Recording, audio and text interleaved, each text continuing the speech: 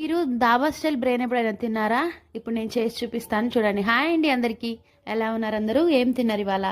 నేను ఈరోజు dhaba style brain చేయబోతున్నాను. నేను తిన్నాను అనమాట ఫస్ట్ టైం. అసలు ఎంత టేస్టీగా ఉందో, మీరు ఒక్కసారి తిన్నారంటే అస్సలు వదిలిపెట్టరు.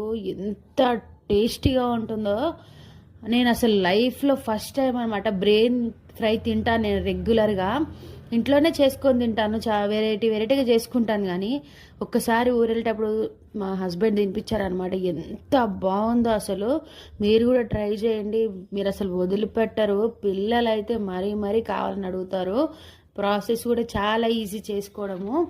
దీంట్లో మనం కారపొడి వేయము, ఓన్లీ పచ్చిమిరపకాయలే వేస్తాము. ఫస్ట్ ఆయిల్ వేసుకొని ఆనియన్స్ వేసుకొని కొంచెం పచ్చిమిరపకాయలు సన్నగా కట్ చేసి వేసుకోండి. వేసుకున్న తర్వాత బాగా ఫ్రై చేసుకోండి.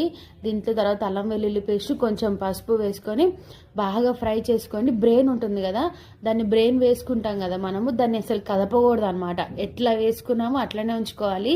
ఇది కూడా ఎగ్ లాగా డెలికేటెడ్ కదా, సో తొందరగా ఉడికిపోతుంది. డెలికేట్గా ఉంటుంది కాబట్టి ఎగ్ ఎంత ఫాస్ట్గా ఉడికిపోతుందో ఇది కూడా అంత ఫాస్ట్గా ఉడికిపోతుంది. సో ఉడుకుతుందా అని టెన్షన్ అవసరం లేదు.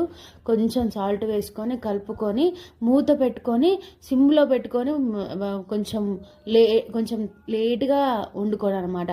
మూత పెట్టుకొని సిమ్లో పెట్టుకొని అట్లానే ఉంచితే మెల్లగా అది కుక్ అవుతుంది. అడుగు అంటుకోకుండా చూసుకోండి, ఊరిక కదపకండి. అసలు నేను కదపలేదు, అట్లా పెట్టి సిమ్లో పెట్టి వదిలేసాను అనమాట. చూడండి అప్పుడే ఉడికిపోయింది. చాలా ఈజీగా ఫాస్ట్గా ఉడికిపోతుంది అనమాట. ఇది ఉడికిన తర్వాత దీంట్లో మసాలాలు వేస్తారు కదా, అదే దీనికి మెయిన్ టేస్ట్ అనమాట. దీంట్లో ఏం చేస్తారంటే కొంచెం ధనియాల పొడి, కొబ్బరి పొడి, లవంగాలు, ఇలాచీలు, కొంచెం జాజికాయ, జాపత్రి, తర్వాత కొంచెము జీలకర్ర, ఇవన్నీ వేసుకొని ఫ్రై చేసుకొని పొడి చేసుకొని వేసుకోండి. ఎంత కావాలో అంత వేసుకోండి, ఎక్కువ వేస్తే బాగోదు.